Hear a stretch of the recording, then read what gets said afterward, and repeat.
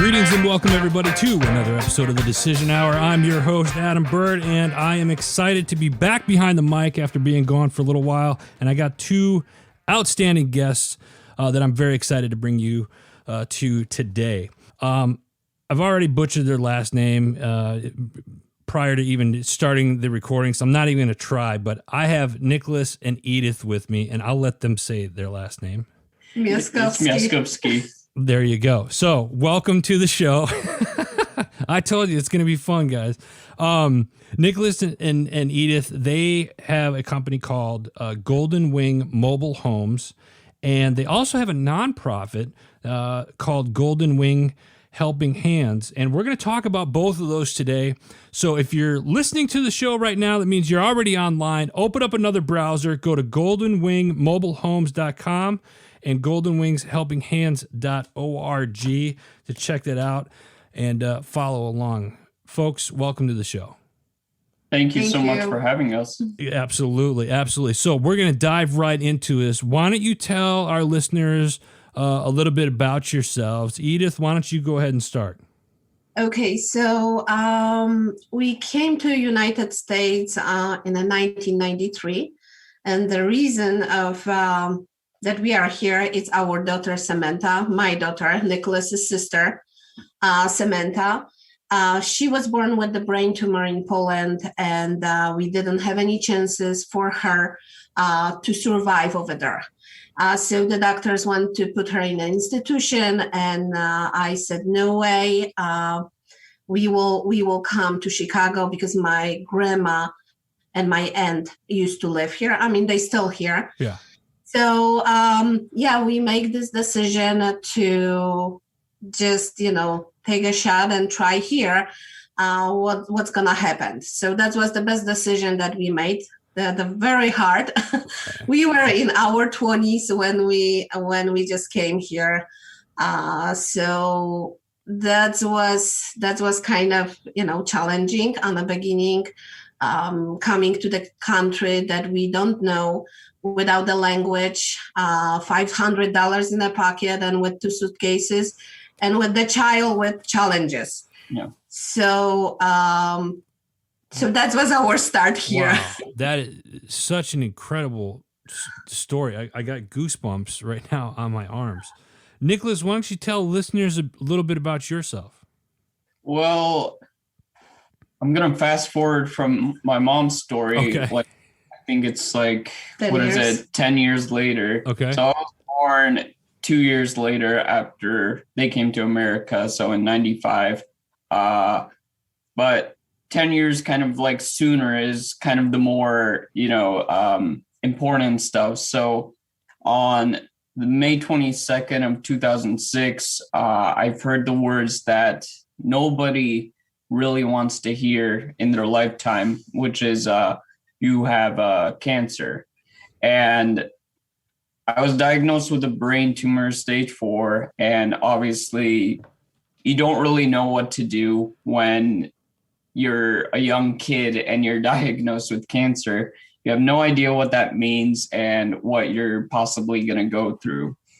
So I went through a lot of treatment, like the chemo, 9 rounds of chemo, 30 days of radiation therapy. And of course, I've had a lot of major difficulties with walking after my brain surgery. So I was in a wheelchair for pretty much all of my treatment. Then I upgraded to a walker because I was just tired of sitting around all the time in a chair.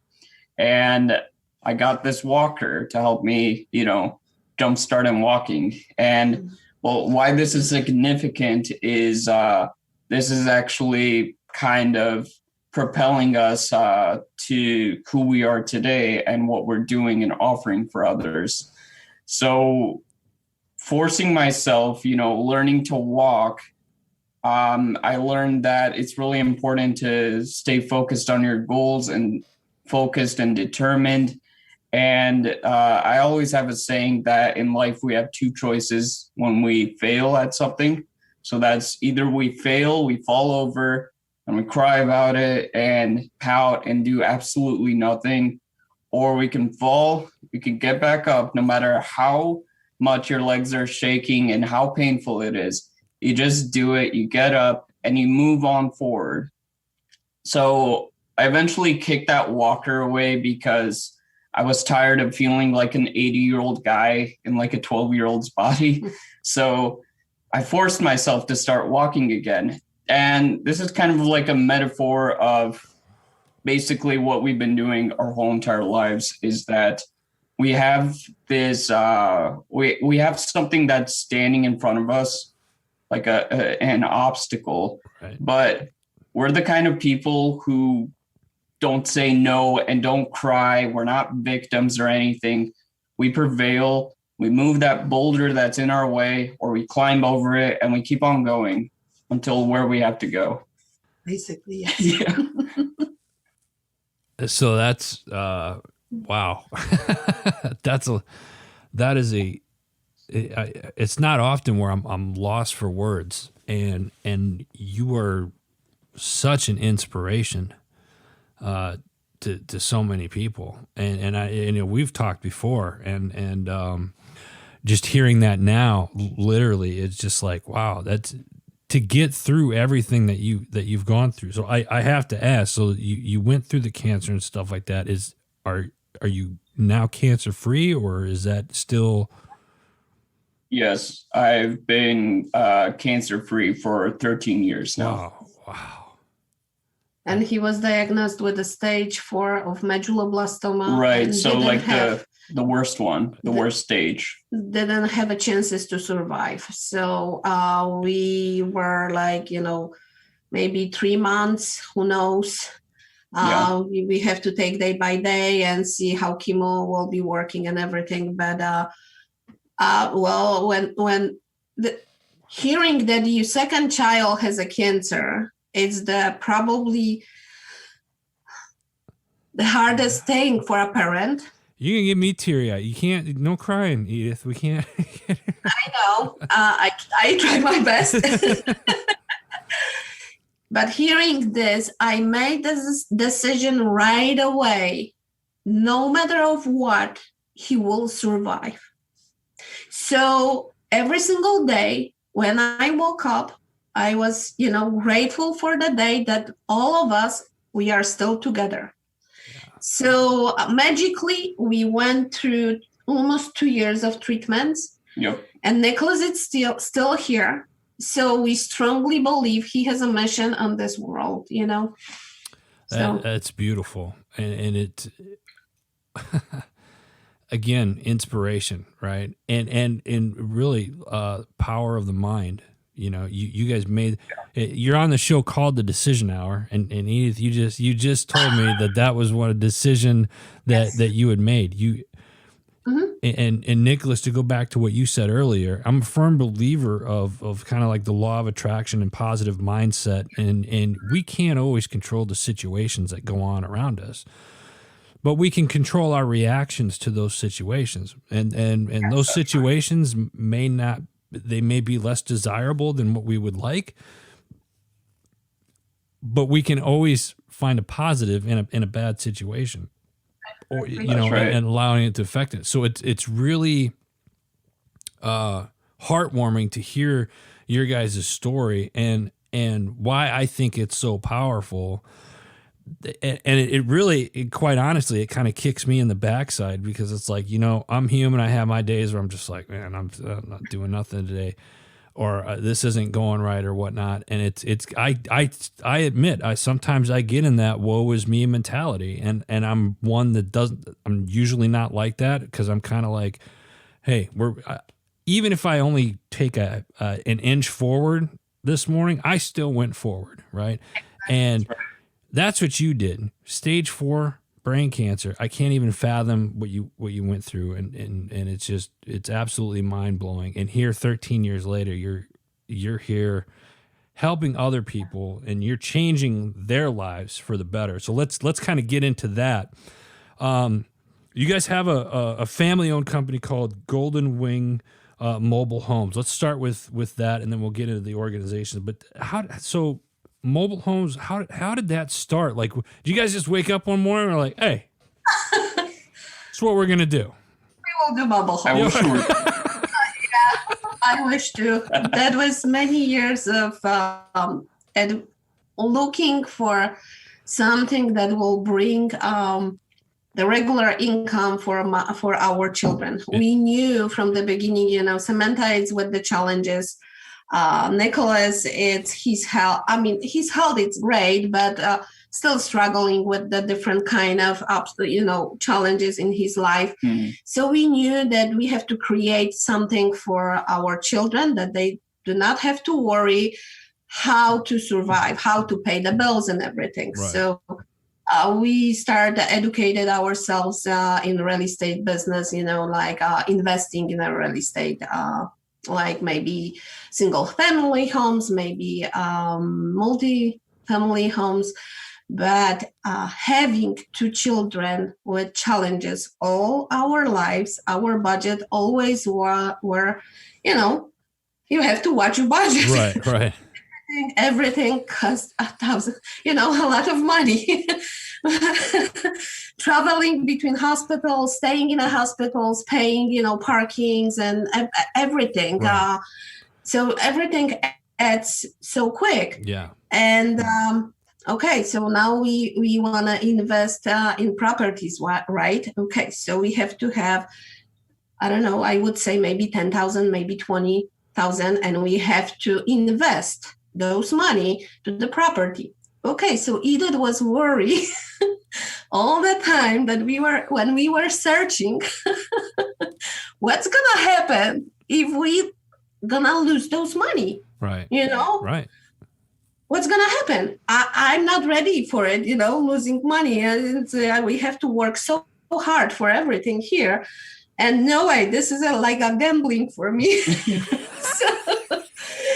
So we paid for the whole packet, different classes with the real estate, in the real estate business.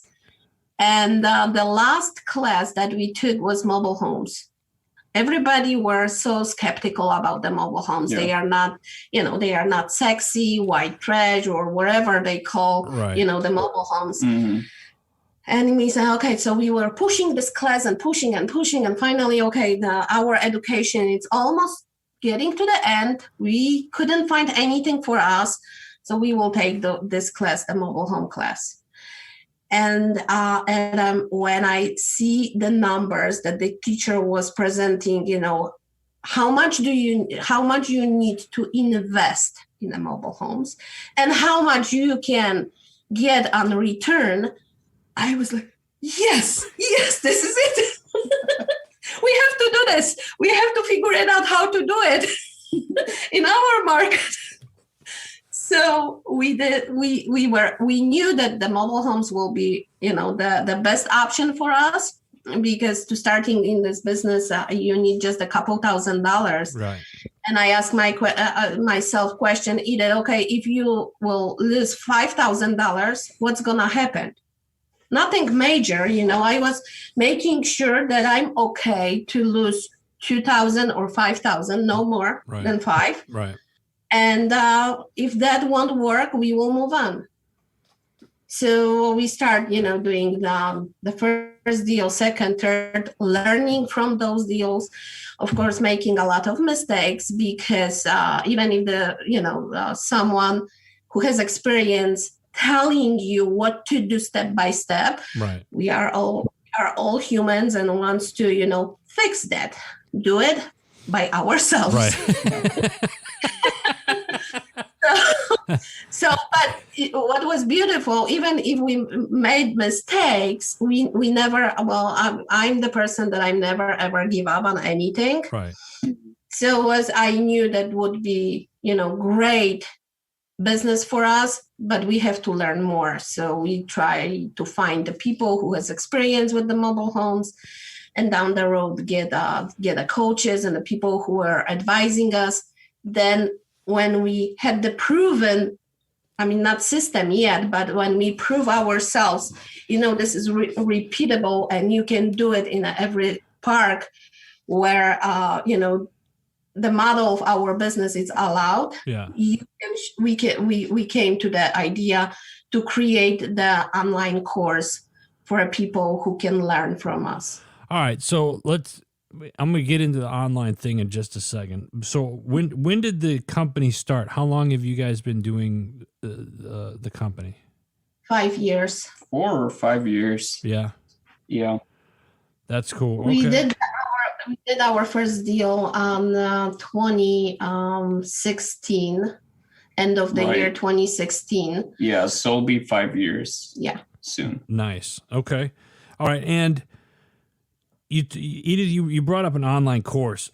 So when you're flipping, like, I've ironically, I've been looking at real estate myself for a while, and I was like, but I don't have the attention span to sit down and like, okay, I got to do a real estate class. I got to do this. I got to do this. Adam doesn't have that capability to just sit down and do it.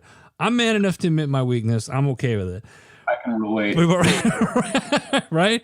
But it's like, okay, but you see that there's opportunity there, and I see other people doing it. We have another show on the network that talks about real estate investing and stuff like that.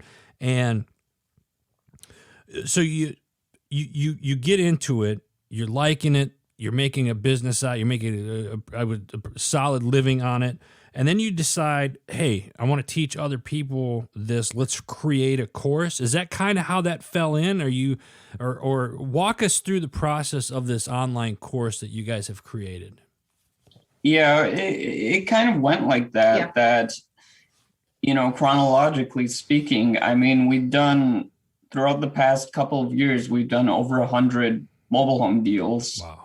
And that really just got us thinking that, okay, well, if we could do it, why can't someone else do it? So that's kind of how the whole idea of the course started, that we want to get other people to have as much success as we have, because we really believe in kind of paying it forward, because that's really what life is all about. And also, we were, sharing our journey on Facebook, what we are doing, and many people were asking us how you do this, how you do that. So of course, we want to help as much people as we can. That's right. So we were thinking, okay, maybe we should create the course for the beginners and show the people how easy it's that to do it. Mm-hmm. So what's the course called, and where can people find so for the listeners out there that are very intrigued by this, they want to learn more about it, or they want to enroll in the course, is that something that's available to them now, and where can they find that?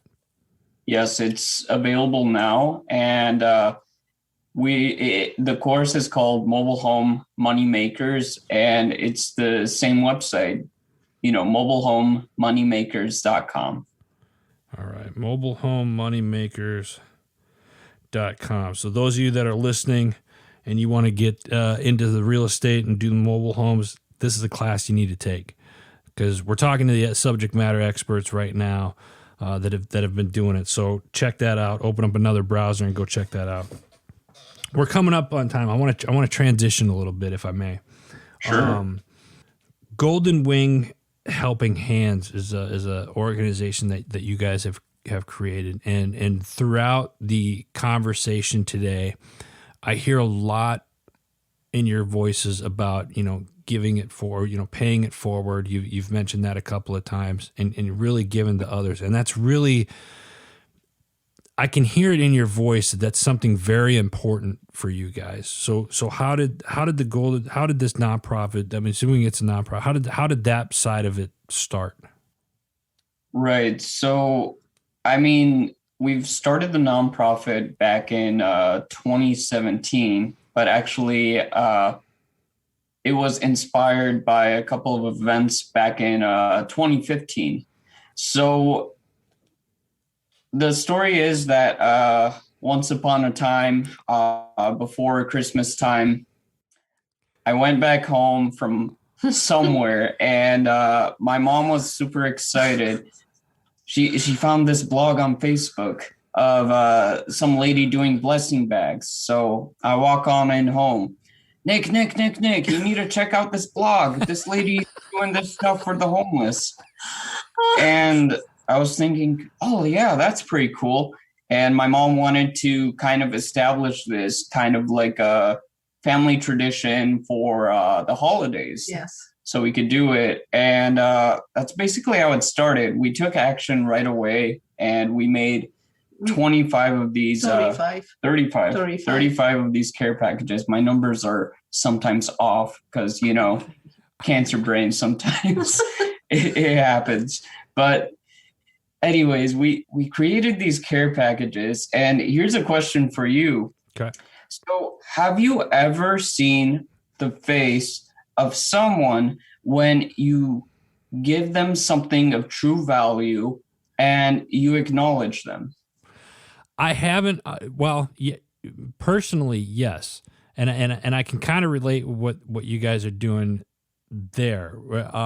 To feed into what you're asking me, my son, who just recently turned 18, when he was, I want to say like 10 or 11. So this was several years ago. He comes home from school one day. He's like, "We're gonna make some sandwiches. We're gonna go feed the homeless." And I'm like, wait a minute. What? Like, where'd that come from? Like, first off, who's making the sandwiches? Where are you getting the money to pay for these sandwiches? Like, we're broke. Well, what do you want to do?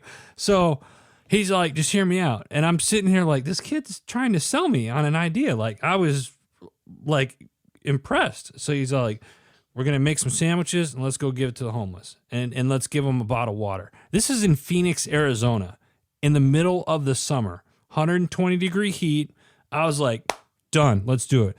We made, I think it was 50 sandwiches, and then I bought a case of bottle, a couple cases of bottled water. We threw it in the back of the car, and we drove downtown. And if we saw somebody, we're like, "Hey, are you hungry?" They're like, "Yeah." And we're like, we pulled over and gave them a bottle of water and a sandwich. And you would have thought you gave them like the keys to the kingdom or something. They're very, very grateful. So. Yeah. And I think that's why what you guys are doing resonates so much with me, because I see what you're doing with that, and there needs to be more people like you in the world. Thank you. You know what I mean? And I say that because it's true. There's people that talk about it, and then I'm looking at people who do it. And that's where, like, so much respect that you guys are thinking, okay, we have what we need in life right now, and we've been blessed. Now it's time for us to go bless other people with what we've been giving. And the fact that you do that is just such an example that other people really need to, one, not only hear the story, but two, they really, once they hear the story, they need to start taking action. Because I think personally that if we had more people like you with that mindset that would help others, the world would be a much better place than what it is right now. Just my 2 cents on that.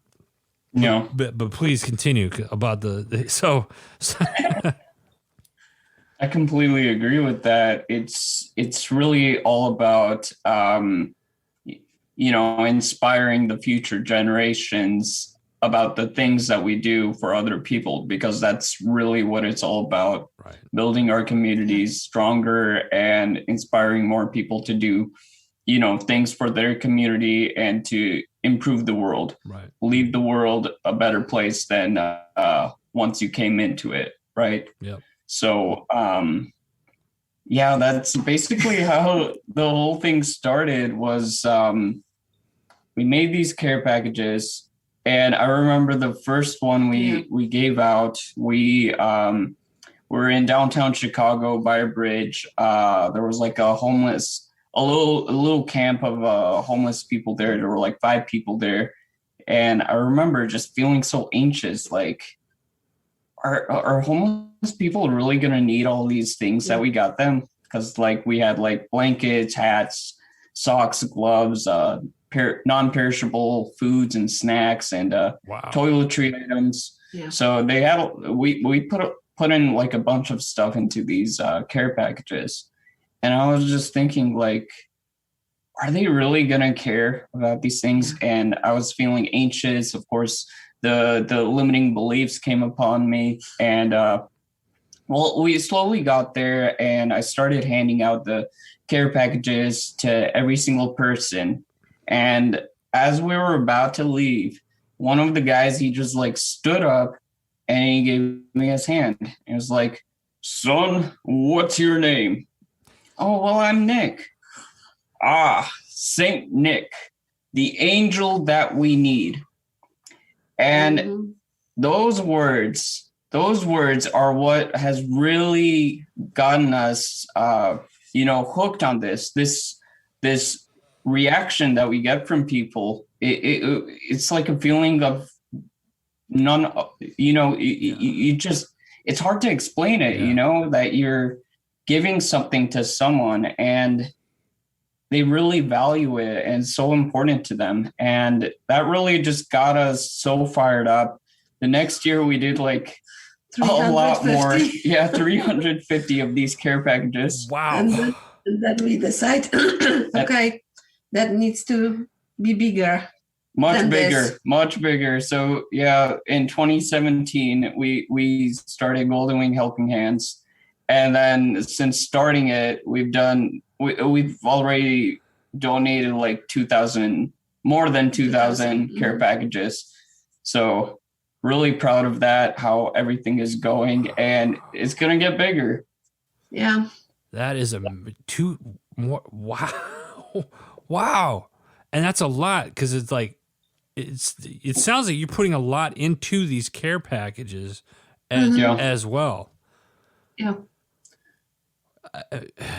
Yeah, that's so awesome. That is just so awesome. Listen, folks, if you're listening to the show, you're already online. Open up another browser. Go to goldenwinghelpinghands.org. I'm assuming people that are listening to this that want to make a donation, they can make a donation on the website. I'm assuming, yes? Correct. Yes, that's correct. Check it out and get involved. I mean, you want to talk about salt of the earth people. This is, I'm looking at them. You guys are listening to them right here. These are people who are making a change in their community and setting the example, as Nick said, for future generations. And really, if you're not thinking about our future generations, our kids and our kids' kids, then we're being selfish. We need to start thinking about that things. Right. Those types of things, because what we do today will affect them later on, right?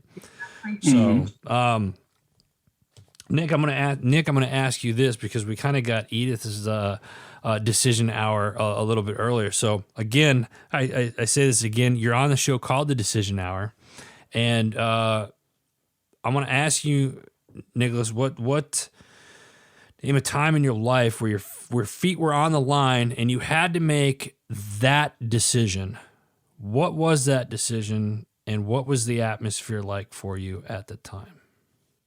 Well, I'd say with the whole cancer thing, and the story I was telling you about the walker. Yeah. But it's really the biggest decision I had to make about the walker itself was that I wanted to start walking again. I wanted to, feel like that old man with the walker. I wanted to feel like a kid, a 12-year-old kid. I wanted to go to the playground and play with kids, because that's all I really wanted. So no matter how hard the decision was, I committed myself to it, and I told myself it needs to happen. So I think that was probably the most defining decision for me. That's absolutely amazing. And to be mature enough at that age to make that decision, is truly inspiring. You're a very inspirational and inspiring person, young man, and Edith, you've done very well. Raising him. I appreciate you both very, very much. We're up on time. I'm gonna ask you both if closing words that you guys would like to let our listeners know. Anything. Never give up. Just this is for me. Never give up. It's so many wonderful things that we can do in our lives, to help others and help ourselves. So, and life is too short. So don't waste on unnecessary things. I love Just that. do. That's great advice. That is great advice. Nicholas, Edith, thank you so much for spending some time out of your busy schedules with our listeners here today. Thank you so much. Thank you so much. Absolutely. Folks, we're going to have their information up on the website. Make sure you check them out. Follow them on Facebook. They're very active on social media. Also, again, the websites are goldenwingmobilehomes.com and goldenwinghelpinghands.org. Also got to give a shout out to our parent company, Heroes Media Group. Go check out the new website and all the articles and shows up there. Simply go to www.heroesmediagroup.com. Until next time, you've been listening to The Decision Hour.